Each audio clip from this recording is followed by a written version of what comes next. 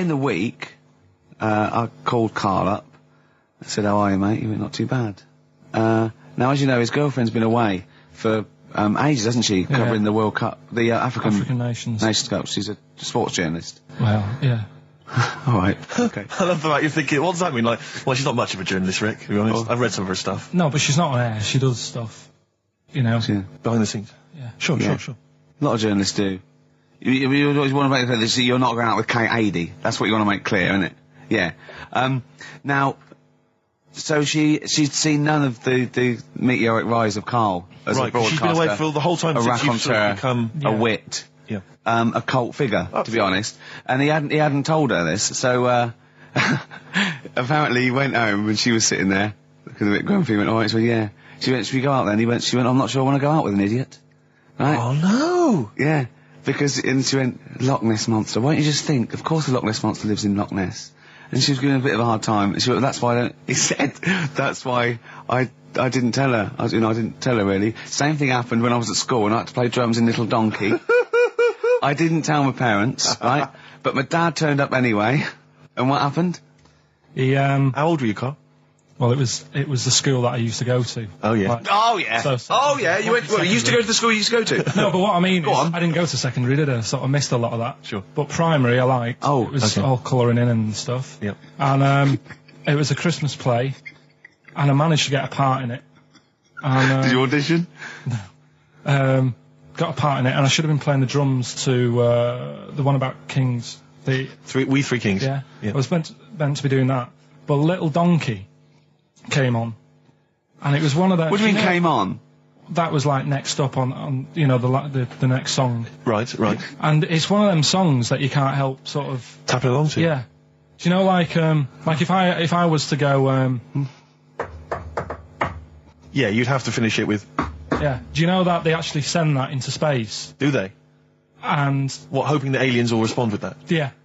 They do that, because apparently it is one of them things that you can't help. What, even if you're an alien life form? Yeah. They know that, do they? Yeah. But anyway... What, because they watch Star Trek or something? Hello. Knock, knock. Yeah. No, seriously. Is it true, like, if you send out knock, knock into space, they have to say... Oggy, oggy.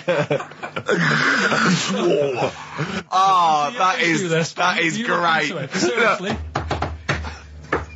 Oh, hold on, what's something out there? Was it a little green fellow? That is great. Yeah, so anyway, that is Little Donkey is like one of them tunes that you can't... And I was there and I had the drumstick and I thought, oh God. The drumstick! I could feel myself. And anyway... Just wanted to do it, yeah. I started going along and playing Little Donkey, which I wasn't meant to do. But it went down such a storm. What, were there people like parents and that dozing off, and then suddenly they heard your version of Little Donkey, they thought, wait a minute, now it's really picking up. What do you mean? I'm glad we paid £1.50 for this. What do you mean it went down such a storm? I'm going, hold on, was it like when People have Ringo... lighters in the air. You know, like when Ringo joined the Beatles, now going, boo, Pete Best, but he went...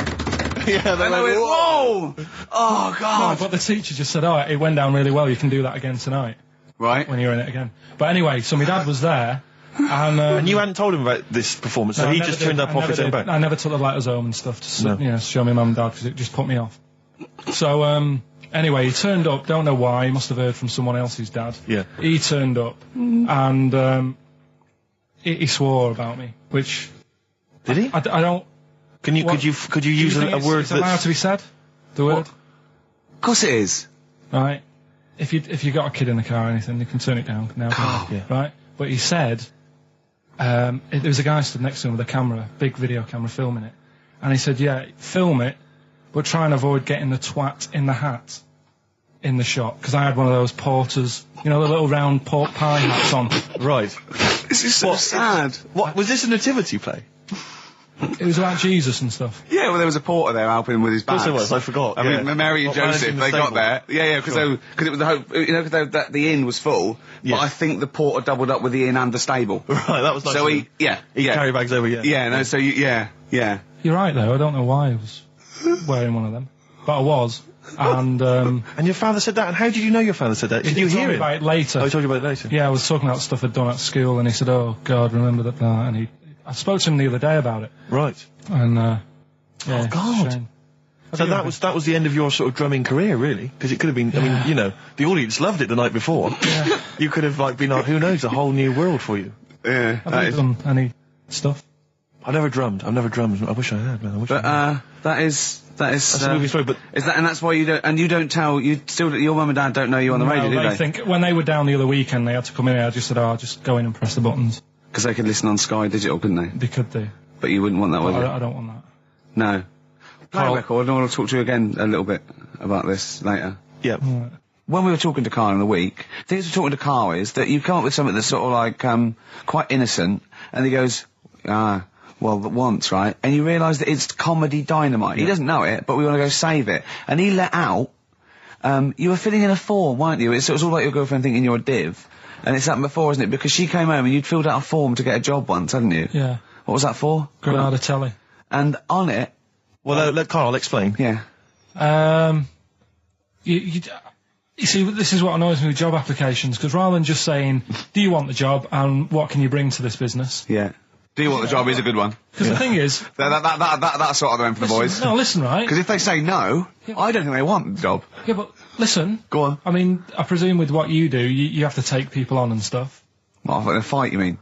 You know what I mean? Yeah. And I think it's more important that you're willing to graft and put the hours in. Sure. Than say that, you know, you did well at school. Yes. Sure. Because if I wanted to, I could have done well at school. Of course. I just didn't want to. Yeah. So where's this going? So you had the application form. So when it came to the qualifications bit and that, I couldn't fill them in because I didn't have any qualifications. And it was also asking about your languages. And I put down English quite good. English quite good.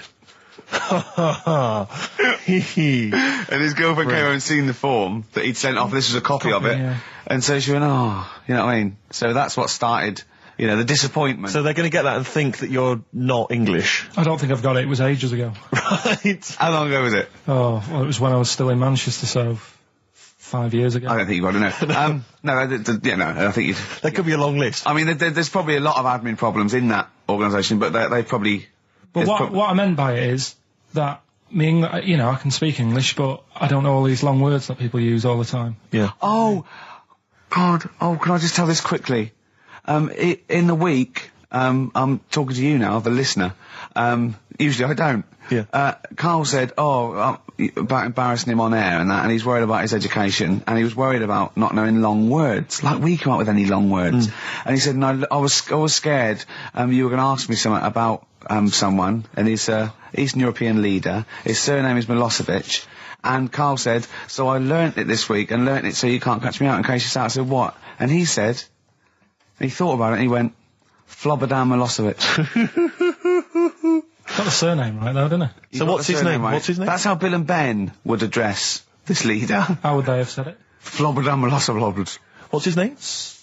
Slobodan Milosevic. Yeah. Well done. Anyway, Karl, look, you almost let it slip then as you were talking about your filling out that application form. There's some big news that everyone needs to know, which we were stunned by in the week, although the more we sort of talk to you, the more it starts to fall into place. Yeah. But Karl, what's the story? That I haven't got me exam results from the GCSEs. He never turned up to get his exam results. I was working. And so, how many did you take in the end? Because you weren't even sure about that, were you? You think you took maths and English, don't you? Yeah. And you think you've handed in the artwork for art, don't you? Now, art was continual assessment, wasn't it? Coursework. And what was that you made? I made a man sort of putting his arms into a car. You made a model of a man putting his arms into a car. What was this? So that one's passed. Was that, this is a homage to break-ins in Manchester? Was this? What was this? Oh, look, he does what he sees. Yeah. So you've got that. That's safe. You've definitely got that one. So you've taken art, you've taken English and maths, you think? So this is what we're going to do, listeners. We're going to try and find out his exam results for him and tell him next week. Live on air. We're going to call his school, we're going to try and track him down, and we are going to have a little envelope, and we are going to give Karl, at the age of 29, his O-level results. GCSEs, yeah. Now, Karl, so you took maths, yeah. You think, you took English, do you remember turning up to do those? Do you remember sitting in the room filling in the forms? Yeah. Okay, and how did you feel you did? I don't think I did well. You don't think you did well? Did you revise? No. Why didn't you revise? Because I don't really believe in it. Okay. Well, it's just that if you don't know it, then you don't know it. You shouldn't have to start looking at the book. If I went to like the hospital Yeah. And the doctor said, oh, you need your appendix out, but hang on a minute, I've just got to read up on it. Yeah. That isn't good enough. Okay. He should know, and that's the way I feel about it. To be fair, though, He did do the revision beforehand. yeah, they don't usually pass on, like, maybe, like, when they're in practice. Yeah, 7 years information down they the took in line. by osmosis. Yeah, yeah, and the bloke comes in and goes, can I just see what you did with that? And I goes, you've passed. Yeah. Phew. That's a good one. Yeah. Good job I watched Casualty. I just like the way, you know, the things that interest me, I remember. Things Okay. like snakes not having ears and stuff. Yes. I didn't have to read about that. No, you just learnt that, yeah. You saw it on the telly, didn't you? You saw it on that Ian Wright programme. Yeah. Yeah. And this is what Carl said to me. He said, it's actually, I called Carl up in the week, and Reese was with him. You know, Reese used to be on XFM, and he took the phone, and he went, Carl's worried, I've seen that programme. He said, snakes don't have ears, right? He said, so you can creep up on them and pick them up. And he said, Carl's worried. He said, how'd you ever put them down again? Because then they know you're there. I woke up the other night quite late, Worried about that. and I said to my girlfriend, I said, how do you put a snake down? And she said, what are you talking about? I said, that Ian Wright thing, this guy managed to pick up a snake. And do you know that thing where they clamp its head on a jar to get the poison out? I do now. Right? They did that, but they didn't show you how they got rid of it, and I thought, it could really get nasty, because it's obviously annoyed that you've had its head pressed in the jar. Yeah. Yeah. Right. They hate that. Now, Especially as it's in front of their mates. when you lift it off, Yeah. right, you've got hold of it. Yeah. If you go to chuck it down, it's going to turn on you. It's going to go wild, isn't it? So, I just wondered. Well, what you do is you never put it down, Carl. Yeah, that's why That's what happens. that bloke has got about, 11 or 12 just carrying him. Exactly. Yeah, you never put it down. You sling it. Who cares? You just throw it, don't you, really far. That's not, that I don't think you should throw But snakes. Carl, listen, don't worry. We're not asking you to get involved with snakes. We're just asking you now. You've done maths, you think? Yeah. Did no revision for that. No. Okay. English. Do you remember what it was? Did they ask you about Shakespeare? Did they ask you I about can't books? remember, but I must have done it because I thought that was... It was English language, not English literature, wasn't it? So it was Was it like... spelling and all that So sort was it, no, was it like a comprehension? You read a passage and had to ask questions on it? Was it, did you have I to might write a not have short done essay? I don't know, I can't remember any of that. Okay. I did a science, Okay, physics or chemistry? physics. All right, well done. And this is all you think? You actually took that? You actually took physics GCSE, you think? You're obliged to do a language, I think. Did you do French? I did French for a bit, I don't think you are. I don't think you have to do a I language. think you have a GCSE. I think you've got to. Well, English quite good. I think that's his language he did. So you don't know about language, history, geography. Just what you will find out, won't we? Okay, but you just can't remember. I can't believe you can't remember turning up for these things because it's quite a big moment in people's lives. It is the thing that you've been working to all of your educational life. On the day that the things came out, I was working at as a printer, Okay. and it was a really busy A lot day. of spelling mistakes. That It was day, a really that busy paper, day, wasn't so it? you're bound to forget. Yeah, the yeah. exams. No, but I had to use gold ink that day. Oh. And it's, Yeah, I mean, you're yeah, not yeah, a printer, yeah. so you don't know. No, that's the biggie, innit? But it's tough. You've got to really get your rollers clean. Carl, play a record, mate, and good luck with the exam results. Hopefully we'll have them for you by next week. It's time to give Carl... You're actually nervous. I'm a little bit nervous. Just to recap, Carl is 30 this year. He never went to get his results of his GCSEs. So myself and Steve took it upon ourselves to phone his school, track them down, and we actually got your results. What did you think you took? Did English, Right. maths, Yeah. art, Right. and I think I did physics. Okay. Well, you didn't do any of them. Eh? You didn't do any of them. You didn't register. You registered for one exam and took one exam and got results for one exam. So I don't know what you thought you were turning up to, or you weren't registered, or you didn't. You're familiar with the notion of registering for an exam. You have to kind of officially register in order to be eligible. What do you mean, register? I turned up for a couple. Yeah, you can't just show up. You have to register for them. You have to pay this because it costs the school money, so they have had to have paid for you if they thought you were going to pass. You can't just turn up on the day and ask for some paper at the front. I never got a letter telling me that. Well, that's because you were never at school. But you did somehow register or registered for one exam. You registered for history. It's a topic that you've always been interested in. I was saying to Ricky before, World War II, I loved it. Not the actual event. No, the but study just of it. You all mean? the stuff like, about the Anderson shelters and stuff like that. Yep. And the bombs and that. Mm-hmm. And then when I took it, it had nothing to do with that. It was more about the Tudors. So the Second World War didn't come up? You mean there were no questions about the Anderson shelters? Nothing. That's devastating. So what are you expecting the result to be? is that it? Yeah, it's the only one you took and registered. As far as the school is concerned, or certainly it's the only one that counts. It's the only result. It's the only one that counts. Yeah, you've got... Did you register for yours? Yeah. Yes. I've got certificates and everything. So what, do you do that before the exam? Do you have to go somewhere and sign something, or...? Yeah, you don't check your results and then decide if you want to register. It's not like Millionaire, when you look at the question and go, I think I'll take the money. Yeah. You go... No. But anyway, you must have registered for one, or maybe your teacher put you in for it. Well, I didn't do it. They must have been confident. They must have been confident. They must have thought your best bet was history. Right, so... What did they get? You got an E.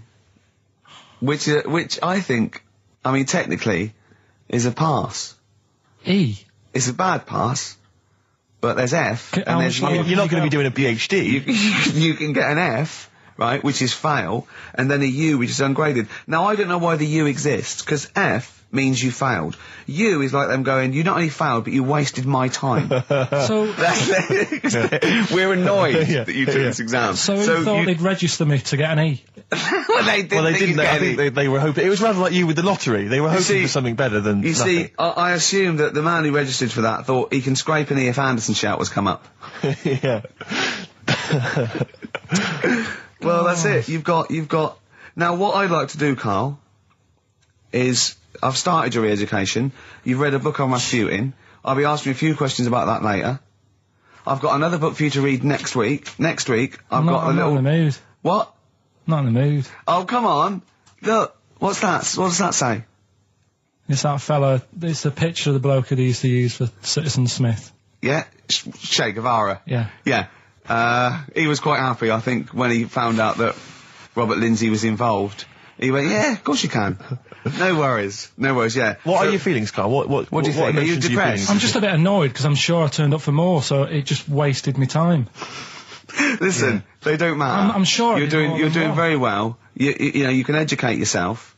GCSEs are merely a step on the ladder to help you, not just for education, but, you know, they're more vocational than anything else. You're doing very well, and you're reading books. Don't worry about it. But can I suggest something? But if you want, I'll pay for you to take history again. Karl, we'd love to see you get a C or above. And well, we're willing I'll pay to... for you, and I'll get you some books. Right, now listen. We can, let's get, I reckon, when are the exams? June? Something like that, yeah. We'll try and register next week, and I reckon you can get an A or B in history. I'm busy. In history. No, don't worry about it, it's just easy. I get you Brody's notes. If Heat magazine, they love you, Karl. They could probably sort something out. They could probably pay for a tutor. They got a lot of money, they sell a lot of magazines. I mean, it is always, almost always, and you found that out, I discovered this, it's always the Tudors and Stuarts. There's no fear for them not coming up. Now, what do you already know about them? You must already know stuff about Henry VIII and Elizabeth.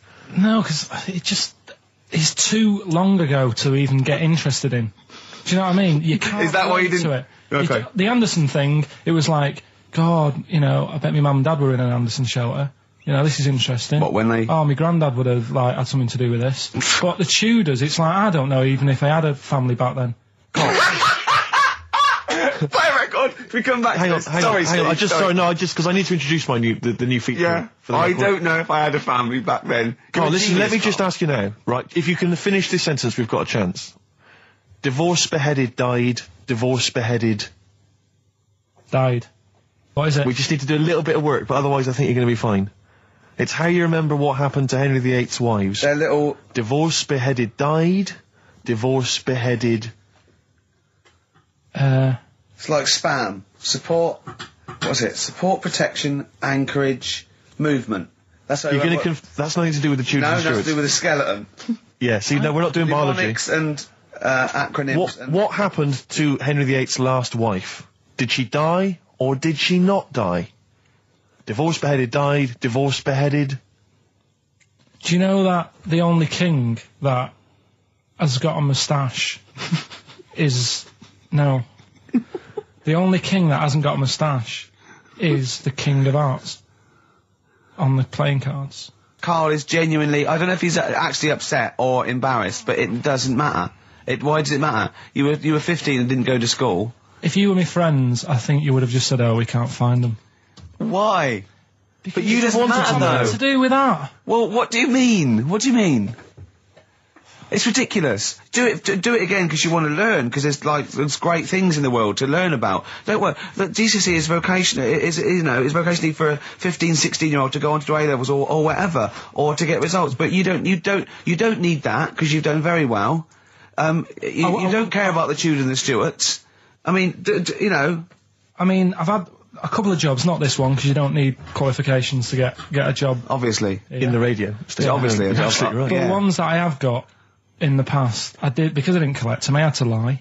And I didn't like go mad. I didn't say I had A's and stuff. But I didn't put history down because I didn't even know I did it.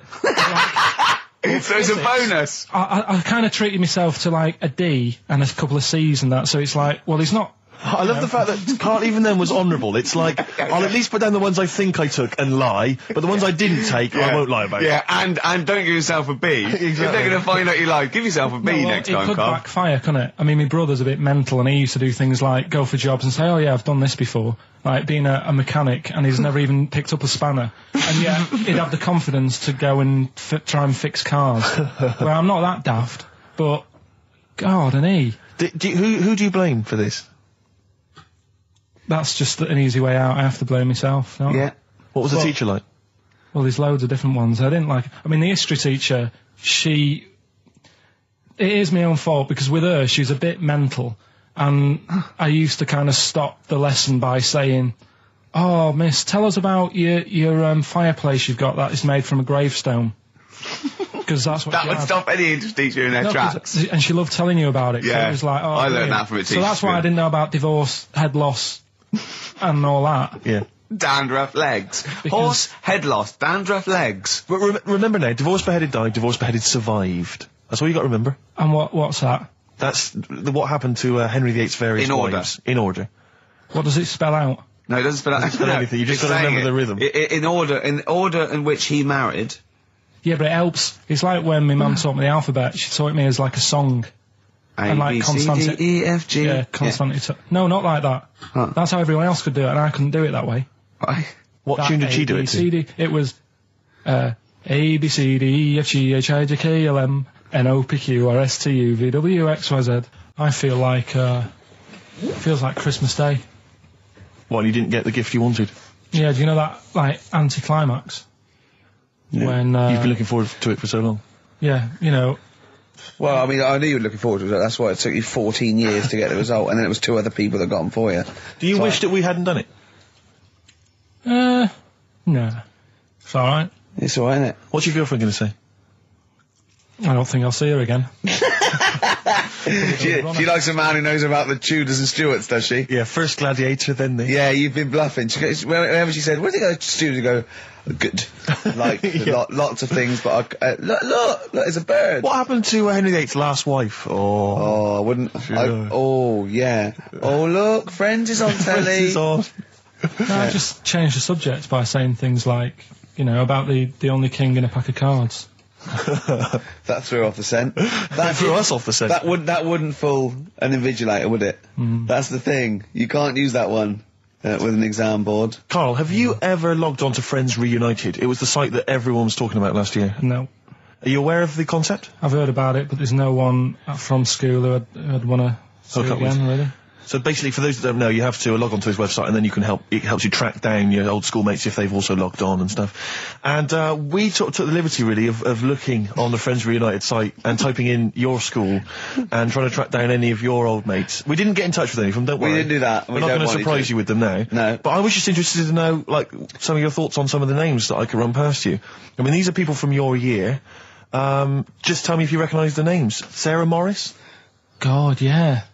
Remember her? Go on, you're grinning, what's the thought? Go on. No, just, she was alright, she was a popular one. What does that mean? She was nice. Yeah. Okay, what about Darren Buckley? He was one of my best mates. Was he really? Yeah. Seriously? Yeah. What do you reckon he's doing now? Do you still keep in touch?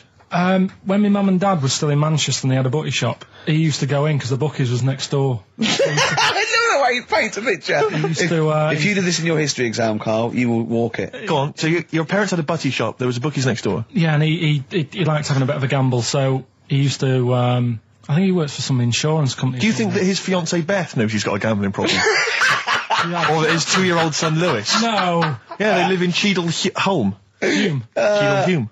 He must be doing well. He's still supporting the Blue Army and frequents the shrine on a fortnightly basis. Funny thing with him is, right, when I used to stay over at his house, and his dad was a copper, and I remember his dad came down and said, right, I want to see you two. I was like, oh God, what's happened?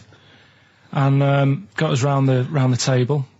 And he said, do you know much about drugs? So we were like, what's all this about? So he goes, you know, they're not good for anyone, you know, the stupid thing to get into. And we're like, yeah, we know. And he went, you know, do you? We said, yeah. He said, what's this then? And he'd found something in his bedroom, and it was a Skittle. What, the sweet? Do you know little sweets with the S on it? And Oh, really? Drugs. Yeah. So he said, well, yeah, it's a Skittle. Yeah, I know what it is. Oh, he was bluffing like that as a slang word. Yeah, he thought because he was a copper, he probably had to be down with all the terms and that. So we said, oh, it's a Skittle. And he said, yeah, I know what it is, but what's it doing in your bedroom? Oh. It was like, no, it's a toffee. So, Darren there. Yeah, I know, it's a toffee, it's a squib, it's a, yeah. Carl, more people from your past. Debbie Carr? Yeah, she was another nice one. What does that mean? Is that a euphemism? No, she was one of them that you'd sort of go, she's nice, but she'd never be your girlfriend. Do you know what I mean? She was, not really. Even though she was in the same year, she seemed a lot older. Right. And like, Wasn't a teacher, was it? There was 3 of them who all hung together, and they seemed to hang around like the older kids, the ones who looked like men. Do you know what I mean? What did you look like then? Well, it's just that I had youthful sort of looks, whereas like the older ones had like beards and stuff. It's the gang of boys in the 5th form with beards. Were they smoking pipes? Come over here, me filly. Oi, Debbie Carr, come over here, you little beauty. No, but she was like... I love that. They were hanging around with beards. There's the big boys. Oh, fishing. Lovely beards. What do you I mean? just see a whole row of George Bernard Shaws. Brilliant. How do you do in history, boy? Think on E. You're an idiot. Oh. They were like, you know, I'd be there sort of playing punching people in the arm. Oh, yeah. Oh, that's a great game. Oh, I love that, punch people in the arm. Is that part of the Olympics now? it's, I think it was exhibition this year. Right. But it's going to be a pro next It's going to be the Winter Olympics because you've got to do it in just a cap sleeve shirt in winter. Yeah. So you're also playing that? She, but whilst But she didn't appreciate that. She used to go, ow! No, I always think whilst I was doing that, they were like the Charlie's Angels and they'd be sorting out a mission somewhere. Because they were really like, there was something about them that you thought, you know, they're special. They were private detectives. What do they work for a man they never see? Okay, well, here's a name I'm interested in because, well, let me just tell you the name first. Adam Clifton. Oh. Go on, what are your thoughts on Clifton? He was one of them kids, he was alright, but he had that thing when, if you didn't have enough milk, he had like, wrinkly hands and like white bits in his nails. Oh! Because you didn't have enough milk? Yeah. So therefore, you didn't like him because you didn't get enough milk? This is not to be confused with the 2 people with the big heads and the webbed feet, is it? Webbed hands. Well, this was I interesting. know that they weren't related. They must have been somewhere along the evolutionary sort of trail. Do you know what I mean? They must have come from the same sort of stock. But you wouldn't have liked him. It's just one of them people. He was alright, but... XFM 104.9, I'm Ricky Gervais with me, Steve Merchant, Karl Pilkington. Steve. Well, we were talking about the news just now, and there was a story I heard in the week. I think it was on the radio, and I don't know all the details, but what I heard was that a number of, I think it was Falkland, maybe Gulf War veterans, were, I think, suing or complaining to the government because they wanted compensation for post-traumatic stress disorder. Now, I don't know all the ins and outs of it, but it seems to me that if you're in the army and you're a soldier, a certain degree of trauma is kind of inevitable. I mean, after all, if you're any good at your job, you are going to see people getting killed.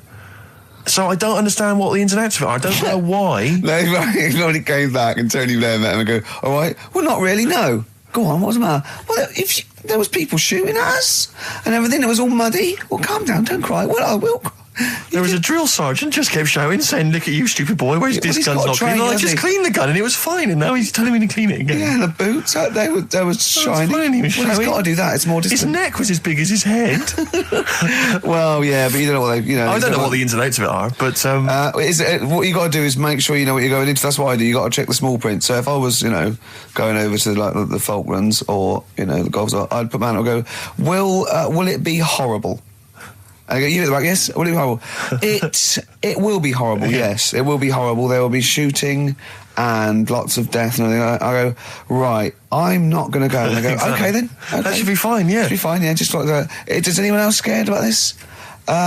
Pretty much all of us. Okay, then we won't send anyone then. Exactly. My brother went into the army, right, because he couldn't get a normal job. And my dad said, if you don't get a job by such a date, that's it, son, you're going in the army. And so when was the Falklands? Was it about 81? Right, and he joined back in like 81 or something. And he I don't know, he was in Aldershot or something. Oh yeah. And he wrote back to my mum saying, what a bad time to join, bad time in this. So she wrote. What bad time? Join, that's so sweet, Carl, isn't it?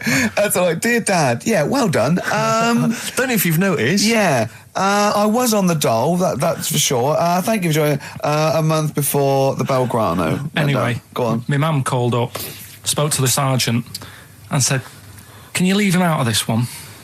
Can you leave him out of this one? What, the Falkland War? He's only just joined, and she called him Chuck, which he got done for. Like, she's one of them, I think it's a northern thing, like saying, how are you, Chuck? Yeah. And she called the sergeant Chuck, and the sergeant said to my brother, your mum, she's called up and asked if you can not go, which, of course, we'll see how it goes. But can you tell What her? do you mean? Why did the sergeant even entertain this?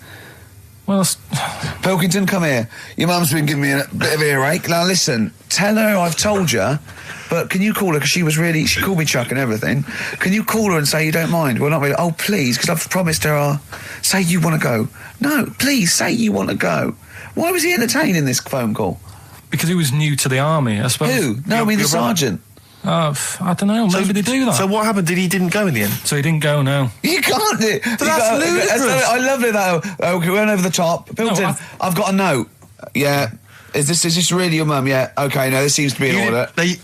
Because I noticed it says, I do not want to go into the army, I don't want to go and fight, and it's crossed out and it says, my mum says don't go. Now, you didn't write this yourself? No, my mum wrote this. Okay, definitely wrote this yourself. You're going to have to fill envelopes. No, I'm sure if he was needed, he would have had to go, but I think they made a bit of a special effort. They sort of said, oh. Well, it wasn't conscription anyway. Oh, no, I was Were the other soldiers going around just going, Pilkington. No, he ended up being a mechanic in there, and he got kicked out for going for a packet of fags in a tank. What? Now, wait a minute. Do you mean he nipped down the shops in a tank? Yeah.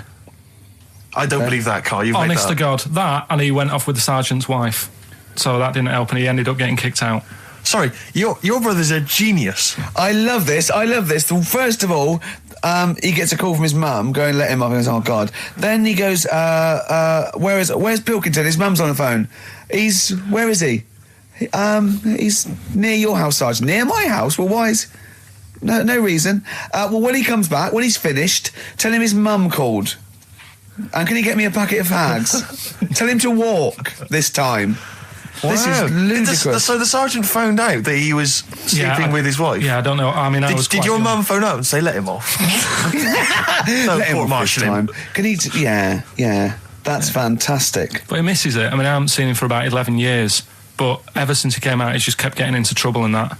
And the army, people slag it off, but I think if you're a certain type of person, it's good for you. It didn't straight him out, did it? No. He was going down the shops in a tank, he was shagging someone behind their back. It's really weird. It's like back then, he was like a proper adult, and he had a house, and he collected crystal with his wife and that. And now, he hasn't got any of that. Has he got the wife? No. Has he got the crystal? Don't think he has. And he hasn't got a house. Seriously, I haven't seen him for about 11 or 12 years. I haven't even spoken to him. Carl's stories always start off nice and funny, and then they just leave me empty and slightly depressed. I don't know whether to hug him or shoot him, put him out of his misery. Can we take Carl to the... phone in if you think I should take Carl to the vets and have him put down, because it's just too stressful.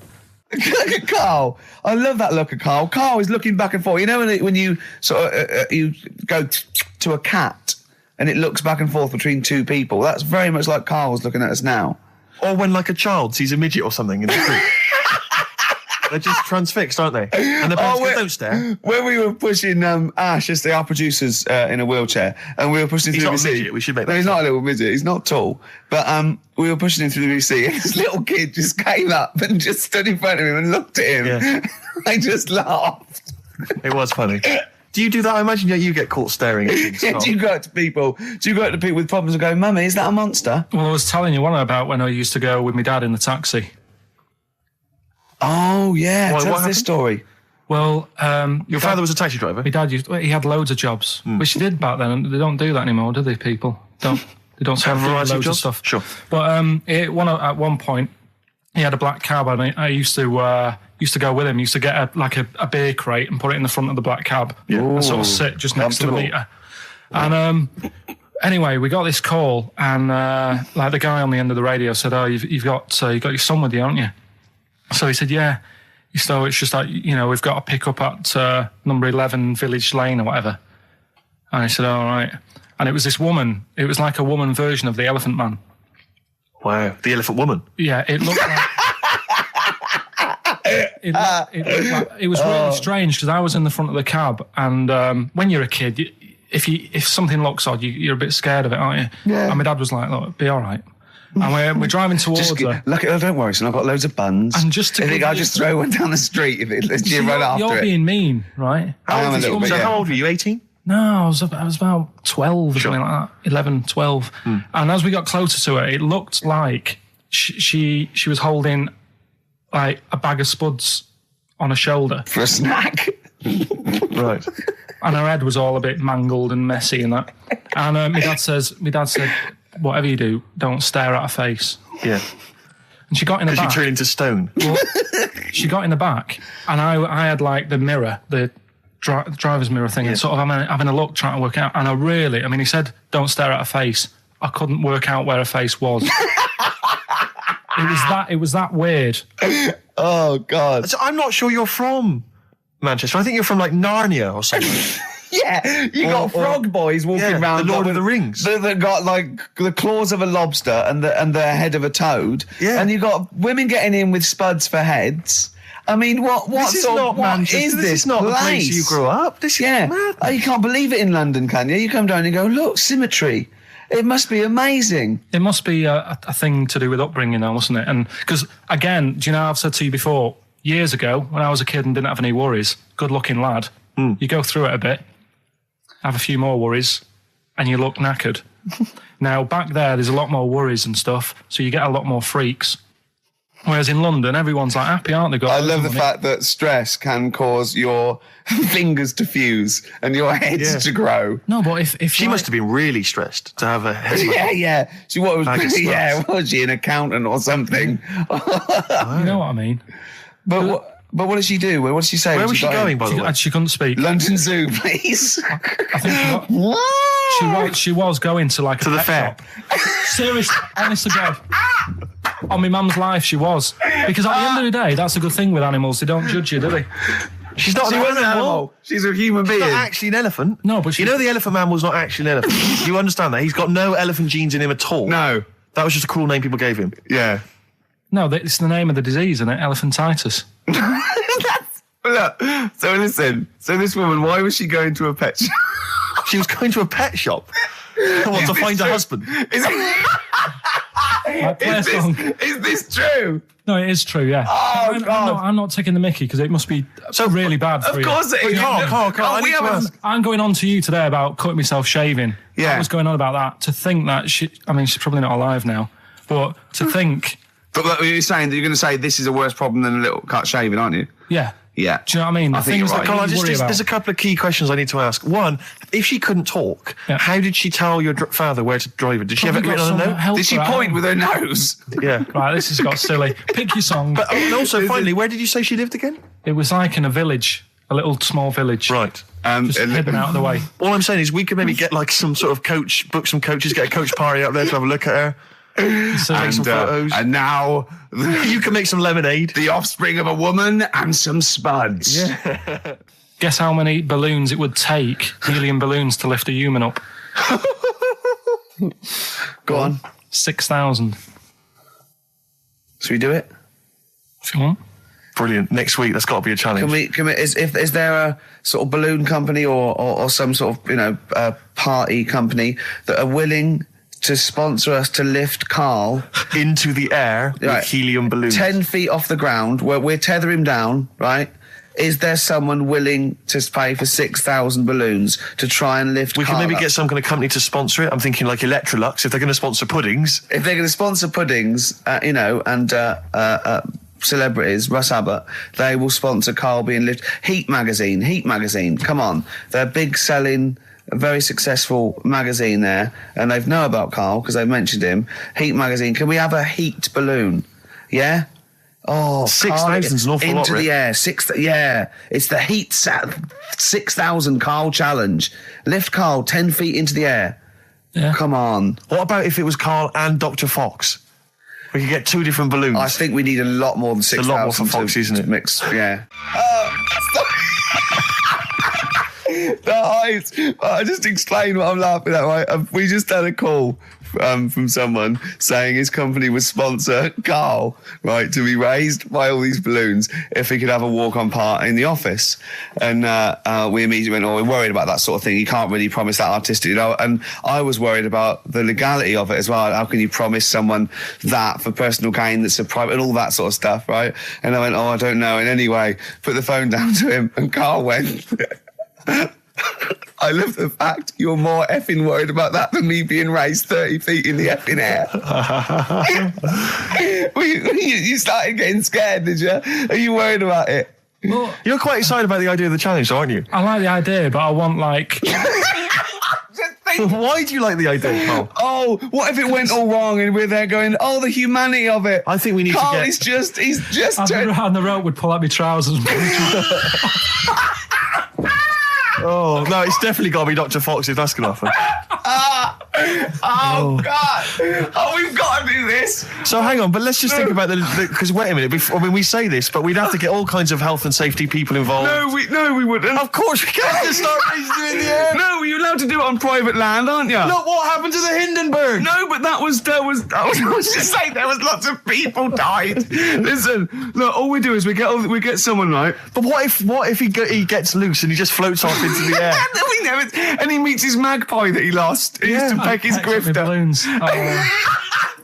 His balloons. So I'm so excited about this. Listen, we've got to do this. No, but please. shut up a minute. Let's just stop and think about it. It's 60,000 balloons. No, it's not. It's 6,000. But 6,000 balloons, that's a lot of balloons. No, it's not. No, it's don't not. be silly. For 6,000 sponsorship, people pay for... no, listen, it's worth it. There must be a company out there that'll pay for this, just so we can film Hang it. on, is there not an easier way of just getting one big balloon? Then the challenge is there's no challenge. No, then. it's got to have people coming up and hooking balloons. It'd be like Buckaroo, and the person who puts the balloon that actually raises him 10 feet wins a prize or something. So hang on. So what we've got each person with like 500 balloons. Yeah, that's mad. Can you imagine how many balloons that is? That's ludicrous. 6,000. Yeah, that's an awful lot of balloons. I don't know.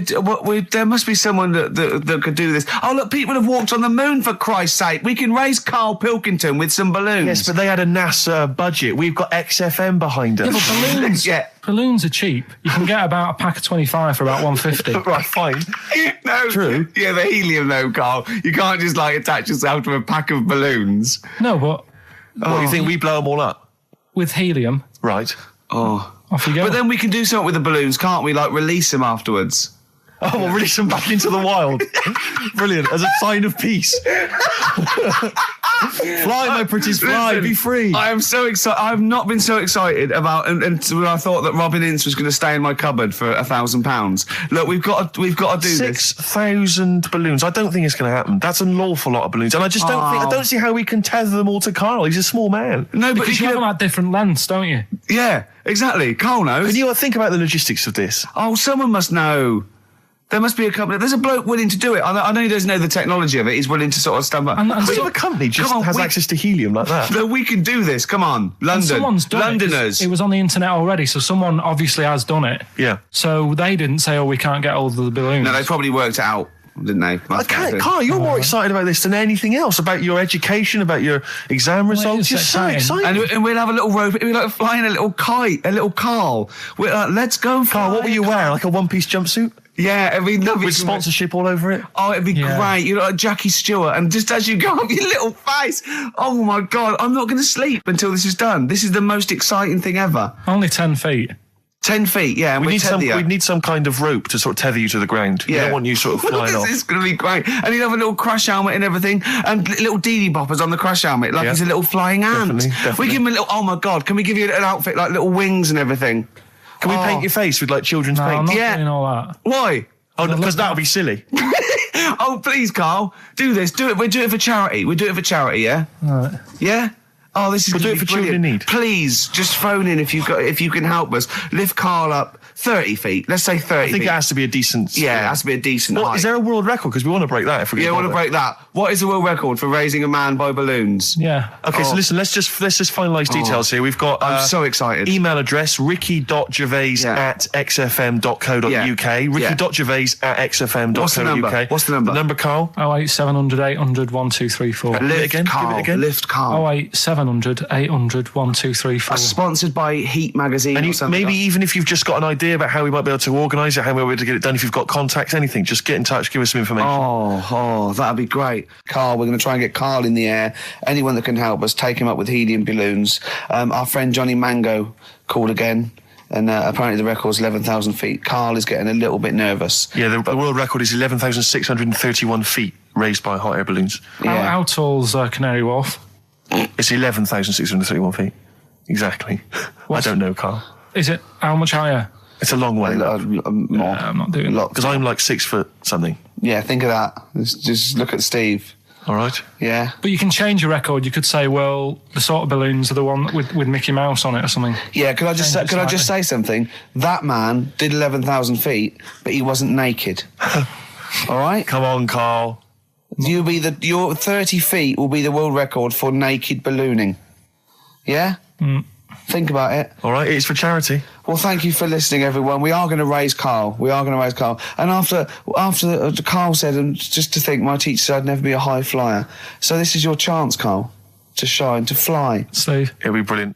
I noticed the other day when Carl was sitting on your knee having his picture taken. It's a long story, right? He's got a completely spherical head. It's slightly too small. I'm not being funny because, I mean, I'm not perfect. But he's got a completely spherical little head. He looks a little bit like a baby hamburger. You know Hamburger off McDonald's? Sure. He looks like a little baby hamburger.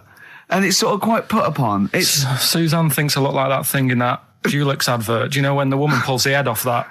That little plasticine morph type and then they make a new ad for it. And it's like a little head.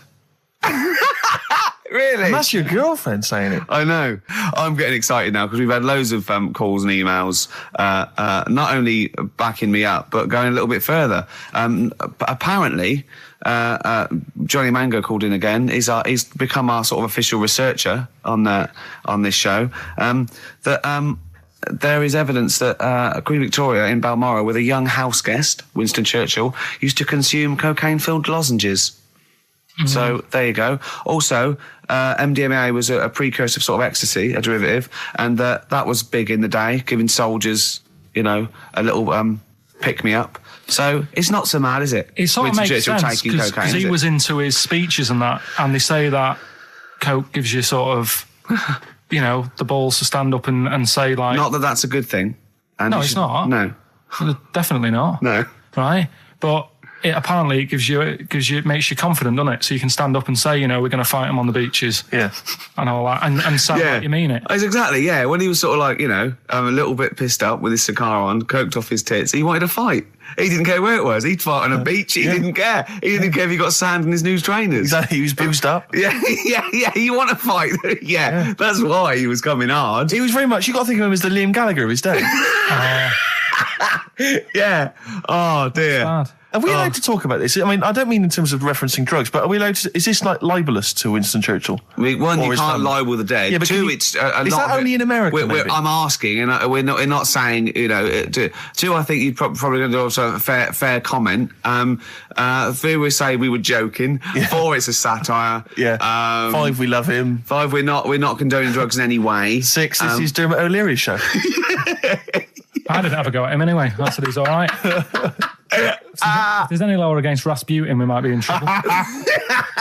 Law against Law against you did Rasputin. willfully Rasputin Yeah. all over You the did airwaves. slag off Russia's greatest love machine. Yeah. You didn't shoot him till he was dead, did you? Oh, put some poison into his I'll tell you this, if wine. there's any other historical questions that people want answered, then we're the men. Because really, with the three of us, our knowledge of the fact that the Hindenburg was filled with helium, Yeah.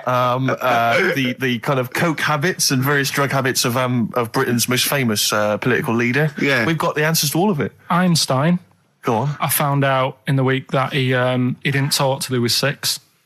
See, it's all these people who are weird. Churchill couldn't read, could he, till he was 8 or 9? Really? Yeah. So there you go. He got a D in history apparently, Yeah. GCSE. Just one better. Do you know what a fable I've is? got a Carl? rough idea. Okay, it's a thing that uses sort of metaphor, analogy, just to explain sort of morals. I mean, they're very old for a start, and it's all. I'll give you an example of one. A quick one. Oh, the one about the dog with 2 bones. He goes to a dog's got a bone. He sees a reflection in the lake, and he thinks, "Oh, that dog's got a nice bone. I'll have that." And as he goes to get that one in the reflection, he drops the one he's got, and that's one about, you know. I think You I have was, it with your I lot. was told one when I was younger. Go on. I think it was one. This young lad, he's got a dog, right? And he's about 8 years old. And this dog, he's had it since he was about 4. And it's a bit tired now, and he chucks sticks for it, and it doesn't go for it. And he's saying to his mum, "Oh, I want a new dog, because this one's useless. It doesn't do what, it doesn't have any fun with me." So they say, "Oh, no, but, Rover's a good little dog. You should look after it." And he's like, "Oh, I don't like it. I want a new one." So they buy him a new puppy. And it's running around, yapping about, and he's loving it, and he's playing around with it in the grass. And then one day he goes to the park, and he's messing about and rolling about with it, and he falls into the lake, right? And the little puppy's like yapping at him, and he's going, "Help me, help me." The little dog's yapping. And then the old dog comes and gets his collar, and it pulls him out of the lake. And he goes, "Oh, God, why did I forget about you? You're the better dog." And he loved that one again rather than the puppy. I got a feeling that was Lassie. Well, yeah, that was an episode of Lassie. What's the Hobo. moral? What's the moral there, Carl? What's that telling? What's that explaining through analogy? Sort of, don't forget the old. Look after old people. I remember there was one I heard once about a young boy who got trapped in a lake inside a cage. But he loved his foolishly, trainers he so loved his much. trainers so much he wasn't going to get them wet. But even though he had water to came, get out there, and even though he thought that was the important thing because it's material value, he actually drowned, and the trainers were no good to him then. Now listen, I'll give this one. This is an easy one. Now just think just what it means. They're not that hidden. They're not that cryptic. Just think what this means, okay? Okay. When the Hares addressed a public meeting and claimed that all should have fair shares, the Lions answered, "A good speech, hairy feet, but it lacks claws and teeth such as we have." How would you use that? No, what do you think that means? This is translated from the, I don't know, Greek or something. I don't know. It was Aesop. Where's he from? Greek. Yeah. So shall I do it in my own language? Okay. So what would happen if there's hares and they have a meeting in the jungle with like loads of lions and go, "Hey, hold on, wait a minute. I think we should all be equal and share everything, all right?"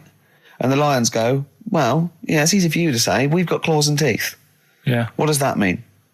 It's saying like, of course the hares want that because it's better for them. The lions get nothing out of it because they're already king of the jungle. That's right. So it's negotiating from weakness. Anyone can negotiate from strength, but negotiating from weakness is it'd be lovely. It's a lovely utopian look at the animal But kingdom. the way you said it is better than the way they worded it. Well, that's because Ricky's very much the modern Neeson. I mean, many people have thought that. You know, that's why he's getting a lot of awards with the TV show. For him, that's a fake. So look, I'll take that home and read ones you like and tell me about the ones you like, ones that click. I don't care if you only come in with like one or two. Go, I'll tell you what, Rick, that's there's one thing that I've learned from that. You know, because sometimes you can know all these phrases and until something happens, you don't think, you know, everyone's heard, you know, I don't know, to err is human, to forgive divine. And then something, you know, might happen. Do you go, oh, that's what that means. That's amazing. So, you know. Do you know any, Steve, offhand? Wait, what's that? A fable. Well, I would imagine that the most famous one I've always remembered is the lion with the thing in its hoof. Do you remember that? Paw. The lion, yeah, with the spike in its paw, and a smaller animal gets out for it, but it still attacks it anyway. Well, that's life, isn't it? Well, I read one the other day, actually, which was very interesting. It was one that the famous film director Orson Welles said. Oh, yeah. Which he said, apparently there was a bear going across a lake, wading through the lake, and a scorpion said, well, let me go on your back, will you? Come on, just let me go on your back, we'll go across, it'd be brilliant. He goes, well, no, you'll just sting me. You go, don't be stupid, if I sting you, you'll die, and we'll both drown. And he goes, oh, fair enough. Who was doing the stinging? The scorpion. Right, okay. Yeah. And the bear's wading through the water. Yeah. So the scorpion jumps on the back, and they wade through the water, and halfway across, the scorpion stings the bear. And the bear goes, well, we're both going to die now. He goes, yeah, it's my nature. I thought he was going to say, I can swim. Oh, you're the best. What's the one about... Does that mean anything to you? It's my nature, i.e., you know, that's in my nature. That's the way it is. That's what I do. Yeah, I'm a scorpion. Yeah, one of my favourite ones. These don't mean anything to you, do they? I mean, what I'm saying is you're not impressed by them. They're all right. What about this? What about this one? Don't trust bears. Here's one of my favourites. What? He said, well, why not just say, don't trust bears? The bear's the one that was too trustworthy. Don't trust scorpions. Yeah. Right. Here's one of my favourite ones of all time, okay? A lion is dying. It's an old lion. He's in the front of his cave, and all the animals come around, like the foxes and the hyenas and the rabbits, and they're all taking the piss out of him, and they're laughing at him, and they're laughing and going, you can't fight us now, kind of. And just before he dies, he goes, fine, but I was a lion once. What does that mean? Don't know. Well, he's saying it's better to have lived and had what I had, because I was great, if only for a short time, and you lot are still alive, but you're nothing. You're rabbits and hares. I was a lion once, so, you know. Are they always using animals for these stories?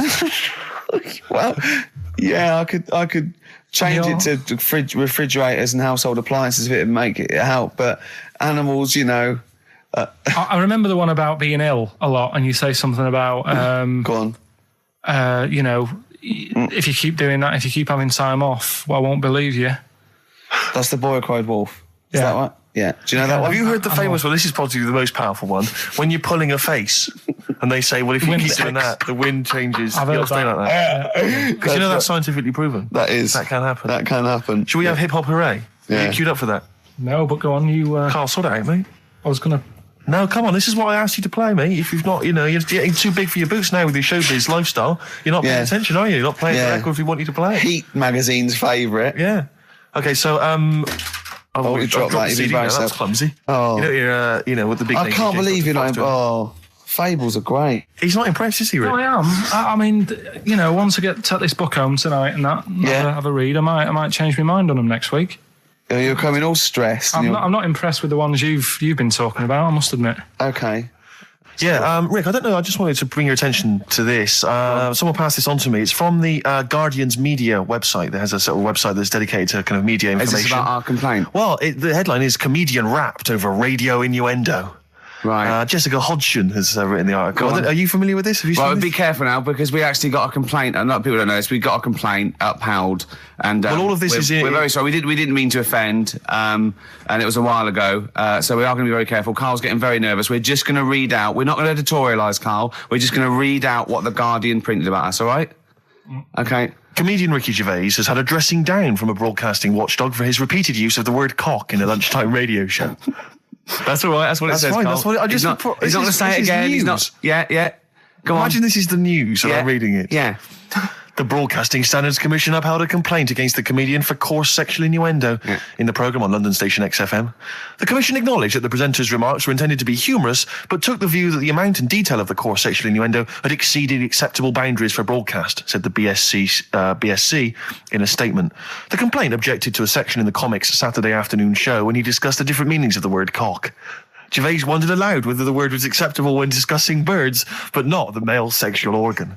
A BSC spokesman said the comedian went on about it for nearly 5 minutes. XFM, a self-styled alternative radio station, said in its defence that its remit was to provide cutting-edge programmes for a youth audience.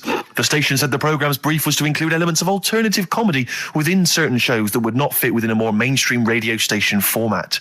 In this particular show, it was not the presenter's intention to shock when they took a humorous look at how the English language could be construed in different ways within different contexts. Gervais, whose big break was on Channel 4's 11 o'clock show, has shot to household status through the portrayal of David Brent, the middle manager from hell in BBC Two's cult show The Office. Just in case you didn't know who I was talking about. Yeah, he's a household name, but they just thought... You might not have heard of him, but he is a household name. Now, that's good. That's good reporting, and they're quite right about it. And just to remind people, it was when Steve said the only bird that hasn't got a penis is the swan, and I went on about the male bird being called the cock, but I couldn't use that to mean, and it was childish. Yeah. But what annoys me is, I'm sure I've heard things on like Radio 1 like that. Oh, what's what's her name in the morning? Sarah Cox. Yeah, and as there's a DJ like Karl Cox. Yeah, so you got Karl. What's the matter? I'm just saying. You're just saying there's a pair of DJs on, yeah, but we've done this. I know. What are you talking about? We're just talking about names. They're just saying the names. Now, I love cocks in the morning. You're a big fan of cocks. And at night. What's the matter with you? Come on, Karl. All right, we've taken it. We've been. Have you actually been rapped over this? No, I don't know what. Have you that had means. a dressing down? No. When did that happen? I don't know. I was meant to tell you, and I never got round to it. Okay, thanks then. So don't do it again. And just remembered recently, actually, I was on a train coming back from hometown Bristol. And I was on the train, and this girl walks on, good-looking girl. I thought, hey, a largely empty carriage. I'm thinking, my luck's in. Because I take every opportunity, Karl. That's the thing about me. I don't choose. She was a good-looking girl. She sat down. I thought, she sat down right near me. I thought, brilliant. As this guy comes up behind her, and says, I think it's probably a boyfriend or something, sits down next to her. And I listened in on the conversation, obviously, because I'm pretending to read. It was very clever. I read the same page for hours, so I was pretending to listen. I was listening, but pretending to read. And I realised that it's not her boyfriend or anything. It's just some guy she's met on the platform. And I'm thinking, brilliant. If she's the kind of girl who's just going to start talking to someone, on a platform, on a train, brilliant, I'm going to be in here. Because he was only going one stop. So I'm thinking, what's the worst that can happen? He'll nick off, I'll get chatting to her, and who knows, I could join the... is there a train equivalent? Foot High Club. The Foot High Club, brilliant. And so I'm excited, I'm listening in. And it turns out that they're both kind of graduates who've just finished university, or they're coming to their finals or something. And they're chatting away, and he's making a couple of witticisms, and she's kind of tittering at his jokes. I'm thinking, well, I'll tell you this, if she's laughing at this kind of material, I am going to blow her away, with my kind of anecdotes and wry observations, It was weak stuff, I got to be honest. Really? He was coming out with nothing. He was running on empty, as far as I'm concerned. Yeah. And she was loving it. So I'm thinking, brilliant, I'm going to be right in here. And then they get moving on to higher brow things, and I think she was going to study kind of Marxism or something like that, or communism, something. And she was asking him, by way of conversation, she was asking him what he knew about Marxism, And he was fumbling for his vague knowledge of it that he had in his life. And I'm just sat there thinking, come on, love, in any given capitalist environment, the proletariat will revolt against their oppression by the bourgeoisie, and after a brief period of socialist rule, emerges a classist society governed by community cooperation. Well, if that sort of talk wouldn't get a woman hot, I don't know what you'd use. If then Marx and Engels is not going to get a woman sweaty down below, then nothing is. Then my name is You're not just Steve biding your time. Exactly. I'm just going to go in for the kill any minute. Yeah. So anyway, it comes to his stop. Right, he gets off. I'm thinking this is a piece of cake, and he gets off, and off he goes. He walks off, and I'm thinking brilliant. And I thought, I'll wait. I'll wait till the train's pulled away. I'm not going to leap in straight away. No. And he comes back along the carriage, and I'm thinking, hang on a minute. He goes, listen, do you mind if I give you my email address? Oh. Right, and if you want to get in touch, email me. I'm thinking, come on, you loser, get off now. Save your face, please, before it's too embarrassing. She accepts the email address because she obviously doesn't want to hurt his feelings, whatever. I'm thinking, fair enough. She's a good woman. I'm liking her. I'm loving her. I'm thinking, that's my kind of girl. So anyway, he gets off. I'm sat there, the train pulls away. I'm thinking, yeah, I'll wait a few minutes, I'll just, give it some time. Her phone rings. It's her friend on the phone. And she starts saying, and I was listening in, and she was going, yeah, just met a guy on the train. I'm thinking, yeah, that's true enough. She goes, yeah, he was a good-looking guy. I thought, you're having a laugh, love. To be honest. Because I was looking at him, and she said to her friend, he looks a bit like tennis player Boris Becker. I thought, you should be so lucky. Frankly, because I saw him, he had awful facial hair, if that's what makes him look like Boris Becker. Terrible little goatee beard. It was laughable. I thought, I don't know. And then she goes to thing, and she's like, yeah, I met him, we got chatting and stuff. And she was going, it's not often that you meet someone, generally in life, who's, kind of thoughtful and intelligent and funny. I thought to myself, I'm not even going to waste my time with you, love. Frankly, if that's what you thought of him. You just walked away. And I'll be honest with you, I didn't even bother talking to her. No, you were just I didn't even waste my time with her. If she thinks that bloke is not only great looking, but funny and intelligent, and she got on well, and he was polite, and it was a chance meeting, and he thought, and she thought that you were like a freaky looking dork who didn't even have the nerve to speak. That is what she thinks, then I don't want to know her. I couldn't. You walked away, and good luck to you. And I have my dignity intact. Yes, and she's nothing. Beautiful day. You too, to kick off the show, Steve. Absolutely. The Ricky Gervais Show with Steve Merchant. Hello there. And Claire Sturgis. Hello, boys. Karl's ill. Well, he's not here. I mean, I never believe people when they're ill. I think they're always malingering. I never take any days off work. I just think you can drag yourself in unless it's life-threatening or... To be fair, Rick, can I just stop you there? It's not so much that you take days off as you'll just suddenly decide around lunchtime that you've overeaten and you need to go and lie down. But I'm my own boss. With a cold compress. Yeah, and but a I'm Swedish masseuse. I'm my own boss. Yeah. So it's not so much you take days off. It's not so much you take days off as you never actually do a full day's work. Yeah. You actually prevent that. I never take that hour and a half off a day. Exactly. XFM 104.9. So what's the story, Claire? Do you know anything about Karl? Do you know what his illness is? I think he's got this sort of cold virus that's going around. He phoned me yesterday. He did sound poorly in his defence. Poorly? A little bit croaky. Well, I'll tell you what. He coughed a bit. I'm not being funny. He better be in hospital. To miss this show. To miss this show. Flagship show of the week on XFM. Do you know, you are right, because, and you've been away, haven't you? Been away 2 weeks. We had the best of again. But let's put out the best of. Yeah. Let's put out the best of the last 2 weeks, shall we? Yeah. I mean, we're going to try and get him on the phone. We're going to phone him, and I want him to really explain himself because, I think he's malingering, to be honest. Well, he phoned me in the week and he said, Steve, don't forget, there's a documentary on Friday night about Oliver the humanzy, the human monkey. He said to me, it's going to be brilliant. And it wasn't. And it wasn't brilliant. It was. I've specially stayed in and watched it. I taped it and watched it afterwards, and I've never seen so much hype and desperation. They kept showing the same clip of this chimpanzee that walked upright like a lot of chimps can. Exactly, right? yeah. It lost its hair, so it was half human, because all humans are bald. Yeah. So that's the half human bit. It didn't have hair. I'm sorry, humans do have hair on their head. Yes. The other thing was this desperation to go, could it be half chimp? No. It's a chimp that superficially looks less like a chimp than other chimps. So Lee Evans looks a bit like a chimp. Is he half chimp, half human? No, he's a human who looks a bit like a chimp. That's libelous. Yeah. That's a bit insulting, isn't it? Have you Should we there. just play some music? Yeah, I'm really sorry about that. I'll get back to you on that. TikTok, that's Coldplay and Clocks on XFM 104.9. Actually, can I tell you a Coldplay coming in a couple of weeks' time to co-host Zoe Ball's show? Right, 1, don't ever interrupt me. 2, don't tell them about other people's shows. No. Okay, moving on, thank you. Please do not mention that there are any other television celebrities on this channel, on this station. We don't want to convince people it's only Ricky. But the interruption was the main thing. Sorry. Well, we can't get hold of Karl, right? We looked, it's got his old number out there. His home number? Yeah, it's a hold on. So, we went to the new records. He hasn't even given him this new home number. So something's funny going on. He doesn't want to be contacted. He hasn't given me his home number. I've tracked down a friend who's looking at it for us. That phone might ring any moment. I apologise for that. But why is Karl not available? It's interesting that neither you or I, and I like to think of ourselves as being fairly close friends of Karl. Yeah. We have made him the man he is today. We cannot get in touch with him. In the same way that bloke bought Oliver.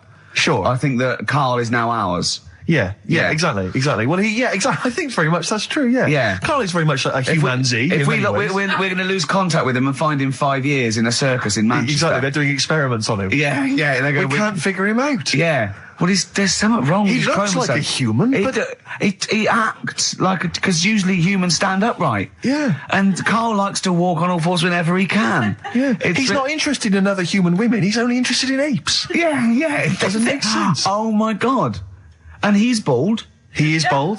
Oh look, there's as much evidence And- for Karl being a humanzee as Oliver. Yeah. I think there's more. And Well, Karl barely walks upright. I know. Scared of fire. Yeah, I know. It is interesting, isn't it? Oliver was built, wasn't he? Yeah. I boy. don't know. He was Why were you looking, Rick? I'm interested that I couldn't. What your eyes were kind of uncontrollably drawn Steve, they were towards just his. there. No, I didn't say anything. I was just looking at his face. No, Sorry, Rick, but if there's something you want to get off your chest. yeah, and that was the human part of it then, was it? Being built like that, because Yeah. that's humans, but... Yeah. Although Karl's is very tiny and hidden behind. And I've noticed something else as well. He's got a big red arse, That's true. hasn't he? Yeah. It's all beginning to slot into place. And I've seen him climb up a cabinet and eat a banana as well. Just over lunchtime. And peel it with his toes. It's all coming together. Yeah. Right, we're going to track him down because he's malingering. He's definitely. Yeah. I'll tell you what. He's at home now in the garden swinging on his tyre. He's not ill.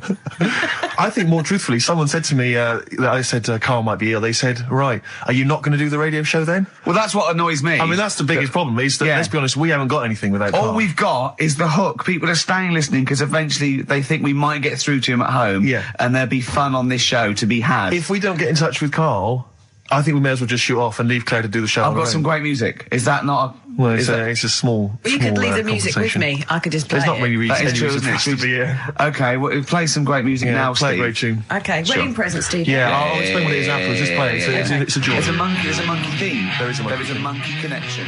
Call in if you know the answer. Doing their cover version of Pleasant Valley Sunday. That's from Sure. this new compilation of those. Remember they brought out a load of 7 inches course in I do. 1992? Of course I do.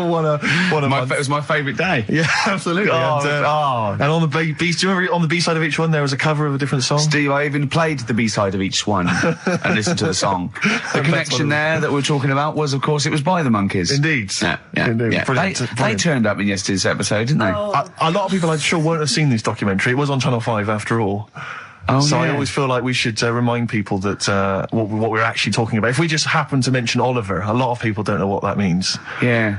If we explain that it is the primate version of Karl. Yeah, That's exactly. the sort of shorthand, isn't it? Yeah, Yeah. But they were on a Humanzee. The Humanzee. He was on a Japanese TV show.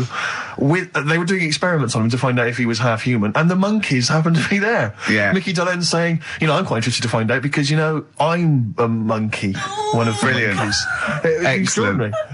It was utterly bizarre. Of course, we've been off jetting around the world, Claire. I don't know. I don't want to boast. I'm sure you don't want to boast either. Karl But, told me you'd been off, off to the States. yeah, that was the reason we weren't here the last couple of weeks, that we went to Los Business Angeles. or pleasure? It was a little bit of business, a little bit of pleasure. I like to combine the two. Nice. It was, we were meeting a company about doing The Office for America. Actually redoing it. Yeah, not redoing with it with- Ricky or any of the cast, but No. with American actors. American actors do it, yeah. But the thing was, they were flying us over. It was like the whole business class trip, spending a little bit of money. And Virgin Upper Class, actually. Virgin Upper Class. I'd like to Excellent. recommend Nice. that. Excellent. Excellent It's service. brilliant. Very good service. Definitely Easy. get free flights now. Easy. definitely. Easy. Brilliant, yeah. Richard Branson, lovely bloke, and I love It's Tubular brilliant. Bells. I don't, So well don't, done I, on don't, that. I don't think he owns it anymore. Does he not? But he's still a Still a lovely great bloke. guy. He's still a good... What does he own? He must own something we can get. Oh, does he involve with Virgin Records anymore? Wouldn't have thought so. I don't know. No, V2. Well, What does he do? V2 and Virgin V. What's that? Right. Virgin V's some Is that sort of phones? beauty products or Brilliant. something. What Answer about that, what- whatever. Virgin underwear.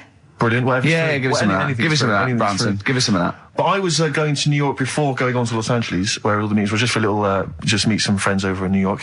And it's amazing, because Virgin Business Class, they pick you up in a sort of chauffeur-driven car, they drive you down, there's no you don't have to check in upper with class, all the wishful... Virgin upper class, it's like, Yeah. It's, you don't need to sort of queue up with the great unwashed, with screaming kids, with ordinary people. Yeah. You know, basically, they just send your information ahead to the airport, and you just drive through a kind of drive-through McDonald's-style check-in. They take your bag, they check your passport, boom, they drop you at the executive lounge, where there are, I swear to God, lovely free plums.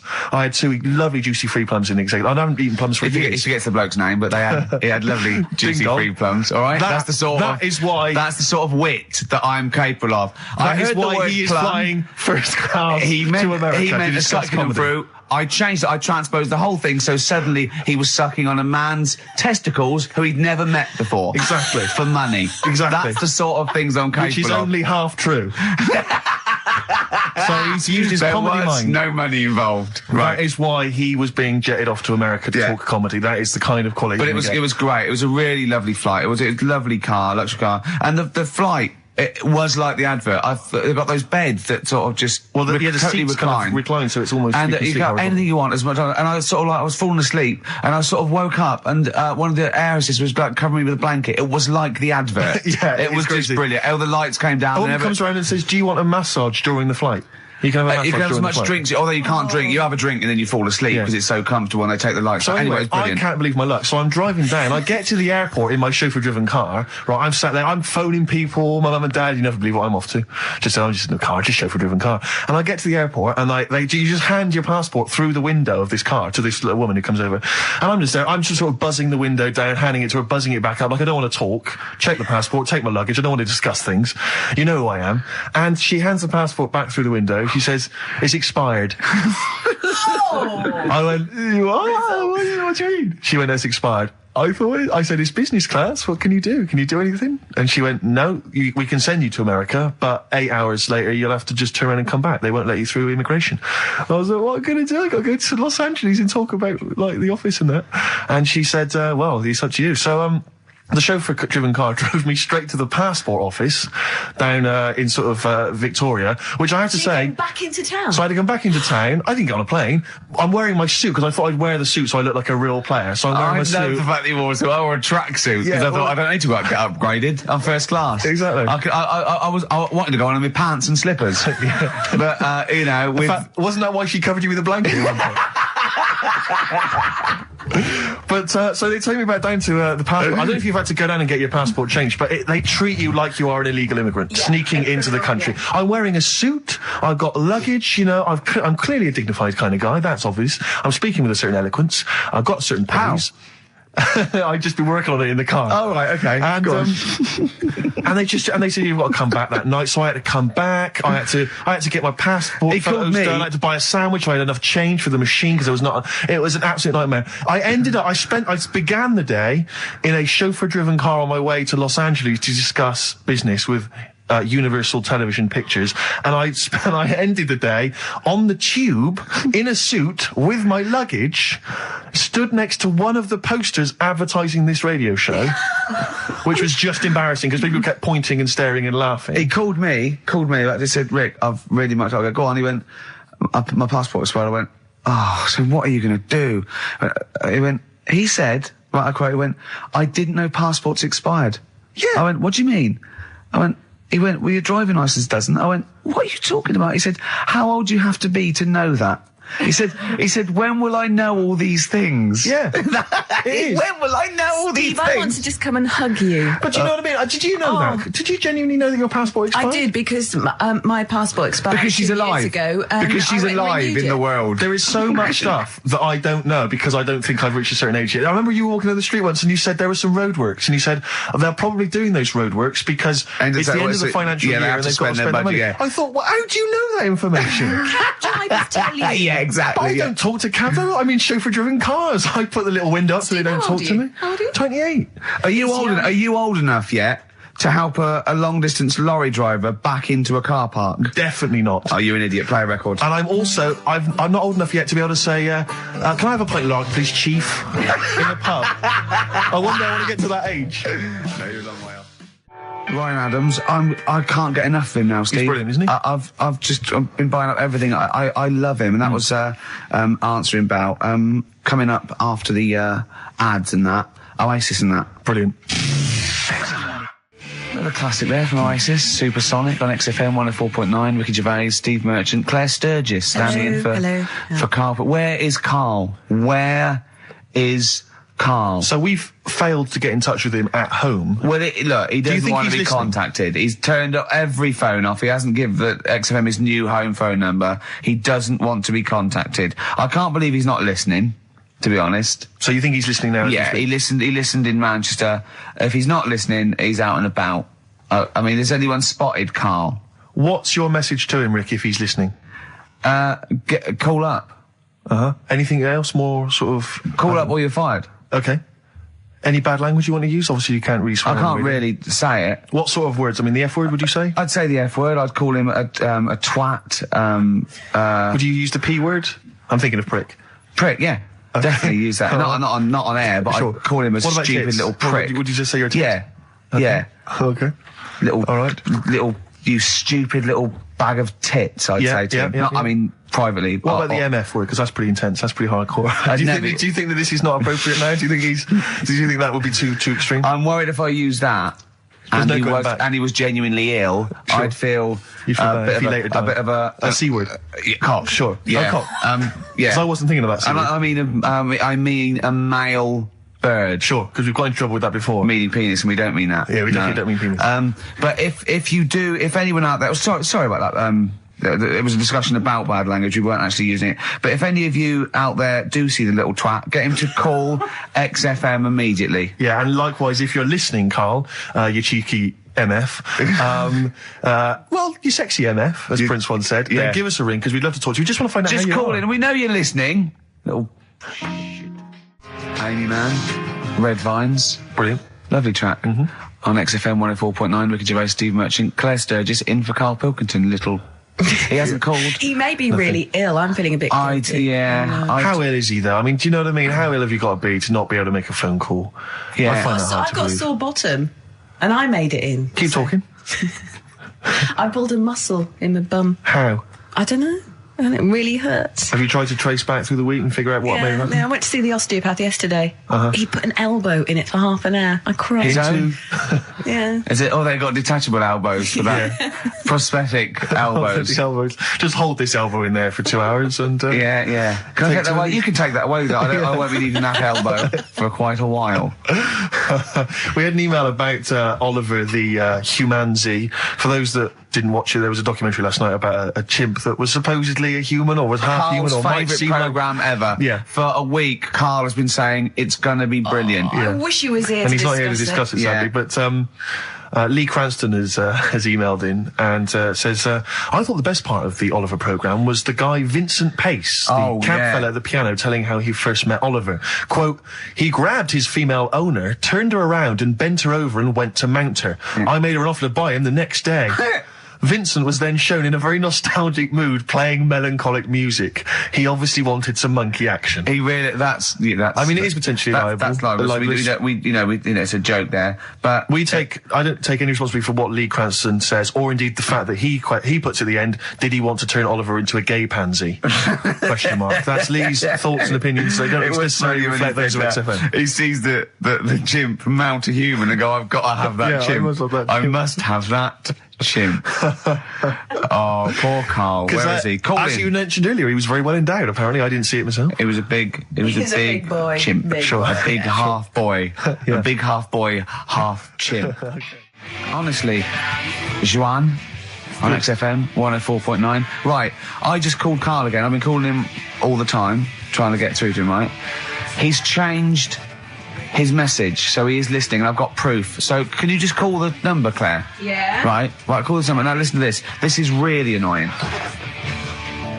We should tell you now that this is not an amusing sketch or setup. No. What's happening there, Claire? Not quite happening for you? No, it's all right. We'll try that again. Try that again, Claire. Yeah. I'm livid now. I'm genuinely annoyed, because you'll see, when you hear the message, you'll realise why. Right. Okay, right. Let's try again. I don't know who he thinks he is now. I'm beginning to wonder if his minor celebrity is going to his head. All this nice write-up in Heat magazine. Yeah. He's changed him. Richard Anderson, incidentally, has emailed in. Go on. Dickers Anderson. It's not happening, is it, there? Is it? Why not? Because I'm a bit stupid. Why can't? I can't work it out, can I? Can't figure it out. How would you call someone normally? Well, normally I just pick up the phone and dial it. Sure. No, I And don't then mean. I mean. But it's like I have a problem getting it through the desk. I tell you what, can I play an ad break and practice? I'll pretend this didn't happen and then come You know, back in a to weird you. way, it's like It's like Carl's having still Carl. here. It's like having Carl. Play the ads. I'll get back to you. Bit of Snoop. Never. And when did a bit of Snoop ever hurt anyone, Steve? Absolutely. Never, I don't think. Okay. Carl's away. He pulled the wool over Claire's eyes. There's a few people out there that believed he was ill. I knew he wasn't. In fact, at one point I thought, maybe he is ill. His message on his answer machine has changed in the last 5 minutes, and listen to it, and this is evidence that he's not ill, right? Okay, here Don't we go like then. Yeah. If you don't read out, Anderson, Richard Anderson, I should just say, has got in touch. Okay, Here we go. Hold on. here we go. Oh, Claire. No, I can do it. Just tell All me right. Anderson. This is ludicrous. Yeah, so obviously Richard Anderson, he's emailed in his thoughts. Dickie Anders, Randy Anders. You. Dickster, Dickmeister General. Dickmeister General. And he says there's something making... Have we got it, Claire? He says there's something making strange yelping noises in the thicket at the end of my garden. Shall I go and prod it to see if it's Carl? Sorry I'm not in today, but not well on that. No more Rockbusters. I think that's what's affected me. It's got me down a bit. So he's joking. Yeah. The doctor said I'll be back swinging on my tyre in no time. So See you later. he was listening. He's clearly listening. So he was listening because we said about swinging on We'll the see a side. message. At any time. Right. Carl, call me. In fact, I'll tell you what, we play a little game. Carl would appreciate this.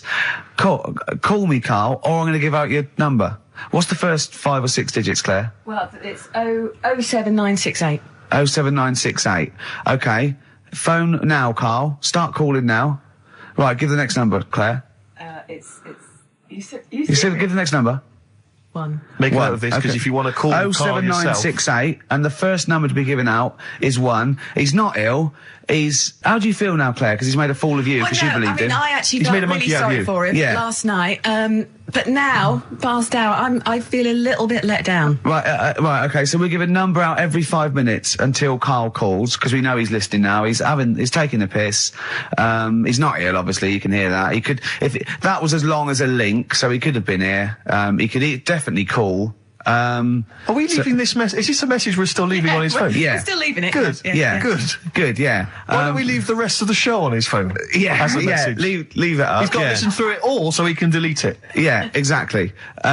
And the other thing, of course, is that he's not going to get paid for this. No. So he's thrown away 80 quid. That's 80 right? pounds. Now, in Manchester, that's a week's wages. So Easily. he's obviously been spoilt. For all his mank charm, he's down here, he's living the life of He riding. thinks 80 quid's nothing. He thinks 80 quid's nothing Up there, already. you could be buying you could buy yourself your own horse. Yeah. You Yeah. could probably get yourself a deposit on a flat. I'd have thought so. Up I'd there, have thought so, easily. yeah. And so, or sun lamps, because it's always dark. Yeah. He could go mental up there. Now, Dog piece of string. So what's the first few digits we've given out? 07968. Yeah. That's and the then, code. And then we've got 1. Okay, we give out a Another number. of Carl's phone number digits. So take that down, because we love calling him. Should we have a little bit of feed or Let something? me just Yeah. tell you what Dick has said. Yeah. He said, Richard Anderson, he also said, P.S. the show's still rubbish without Carl. Which is, yeah, fair enough. Still rubbish without Carl. Now, is that a compliment? It's still rubbish without Carl, which suggests he thought it might be better without Carl. No, I think he means it's equally rubbish. Right. Brilliant. Nothing Thanks. changes. Thanks, Dickers. Yeah, he's Good nothing- old Dickmeister. That's Feeder. Just the way I'm feeling on XFM 104.9. Ricky Gervais, Steve Merchant, Claire Sturgis. Well, he's defying me. He's not calling in. We're going to give out his number and he's not calling in. That's even more annoying. Who do you think he is? I don't know who he thinks he is. I'll tell you who he is. Yeah. He is a little bold Mancunian. Let's never That's let him who he forget that. is. I don't know who he thinks he is, but there's the fact. Just, Carl, call in, because you're annoying me and Steve. He's been slagging you off as well, Steve. Well, go on. What's in the week, you know, he was slagging you off. I mean, in the week I was joining in and laughing along, but now I'm thinking but now I'm thinking that you're more on my side than he is. Thanks very much, Rick. I'm glad to see you've come round. He said he was. I was in the pub with him and Johnny. Oh right, so there's a little audience. Good.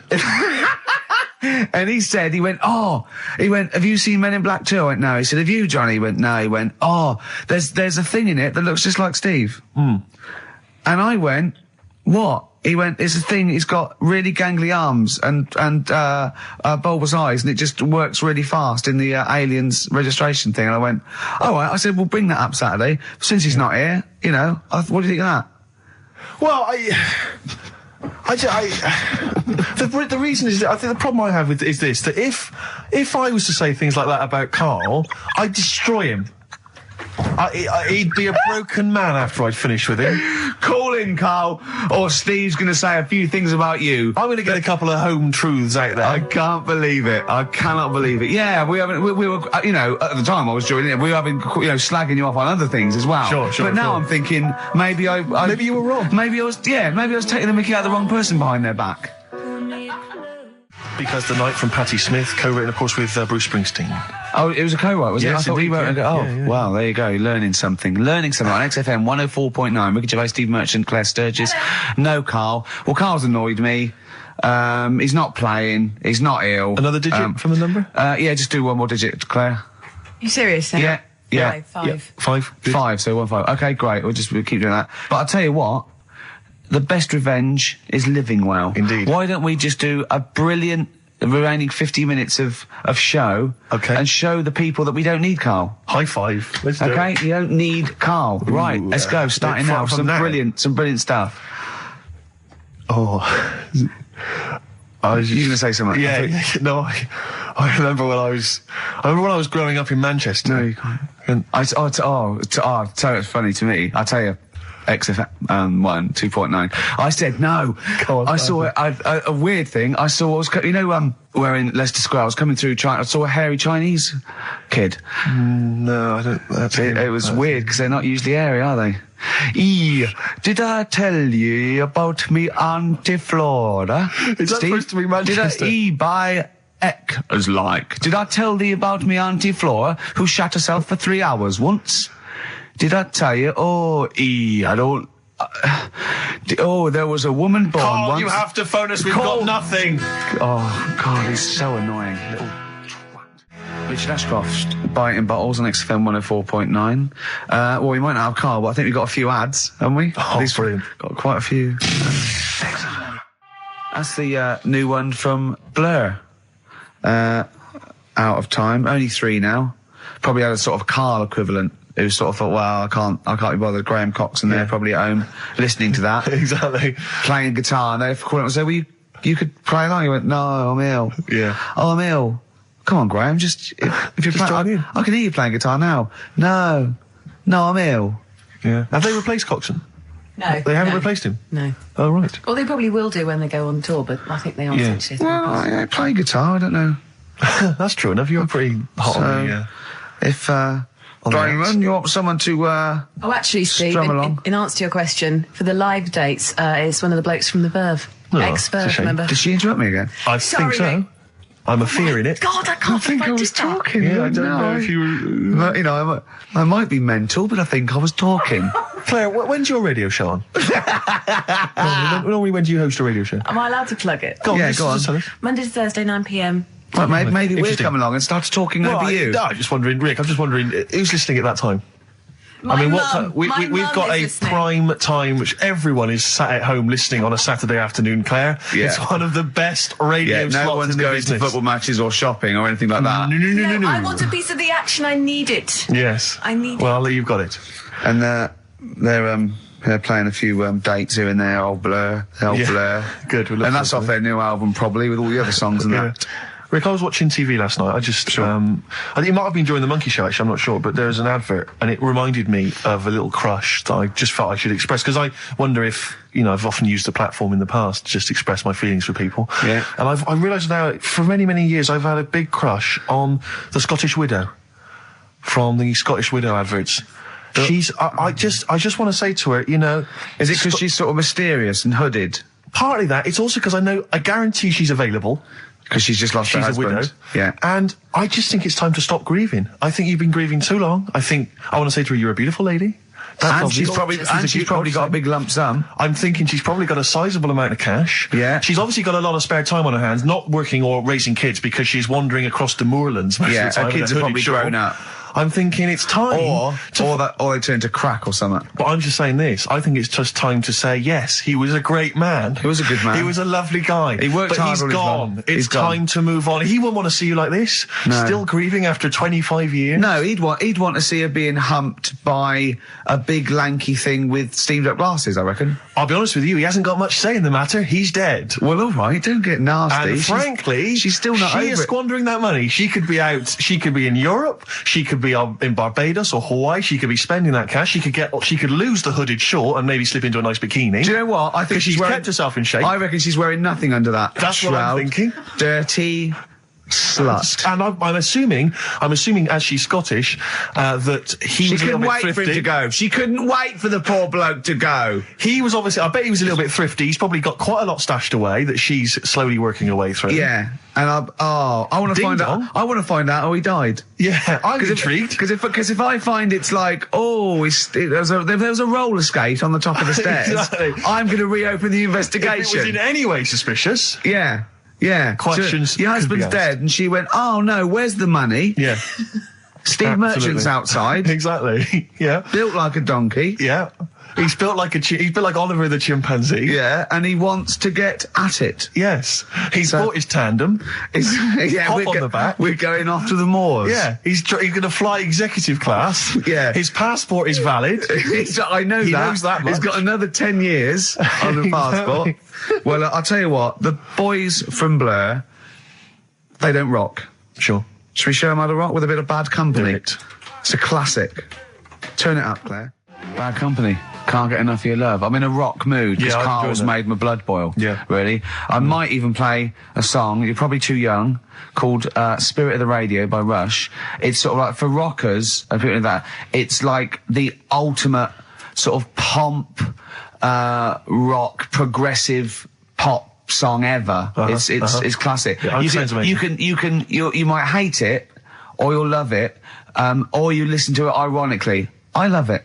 Well, you know, I was listening to Led Zeppelin recently. I never really understood the rock phenomenon before, but I just understand it now. It just gets in your blood. It's extraordinary. Crank it up loud, and it is just visceral and amazing.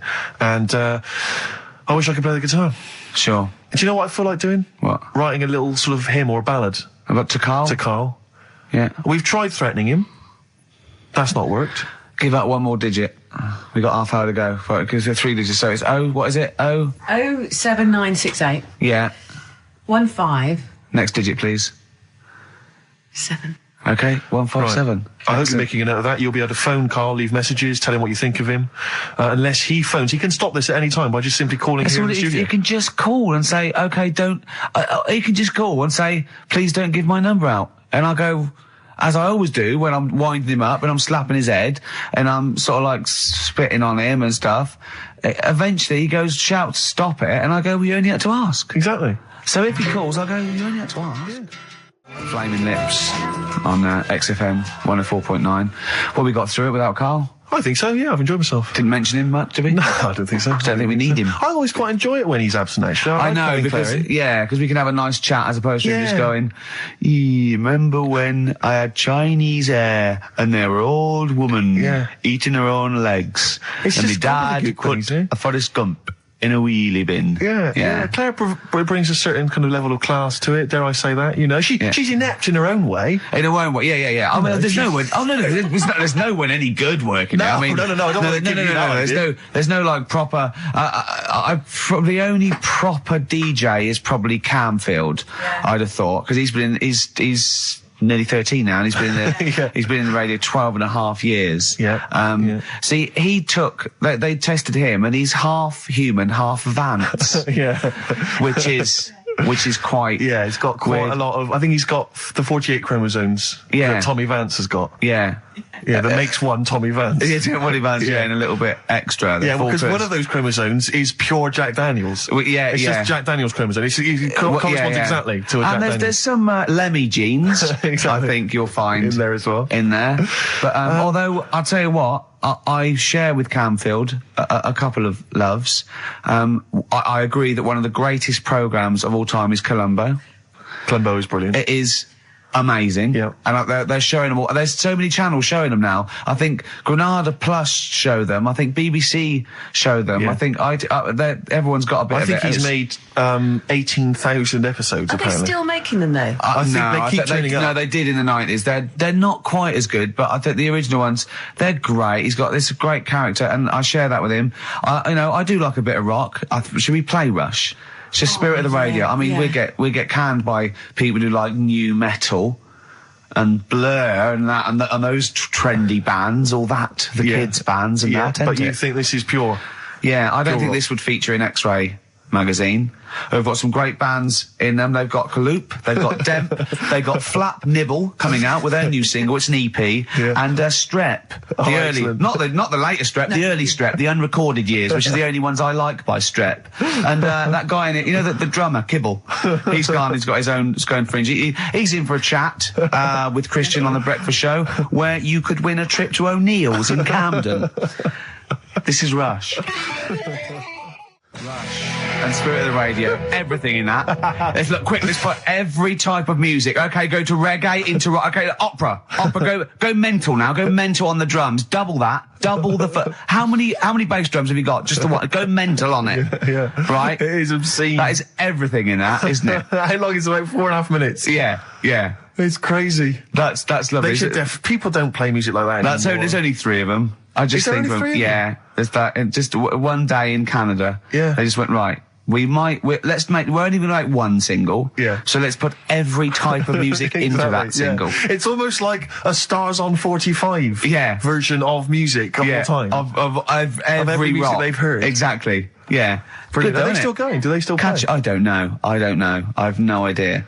But that was for Camfield. There was Bad Company there and Rush for Camfield. Columbo. That was for Camfield as well. The A-Team. Do you remember once when we were talking about the A-Team and I was slagging it off on your show in the old XFM? Yeah. And I was going, I mean, I quite like the A-Team, but sometimes it's too far-fetched to enjoy without it being ironic or it being for kids. And I could hear fuming from outside. I could feel him going... He didn't know who to call. He wanted to call Vance or someone or Lemmy. He didn't know... Right? And then I said, if you can't find find the A-Team, they outwit the might of the FBI every single week. But an old woman who's having trouble with her landlord can find them. Yeah. And the door burst open, and Campy went, "That is because Hannibal sometimes disguises himself as an elderly Chinaman." Yeah. And that was his explanation for the whole series. Yeah.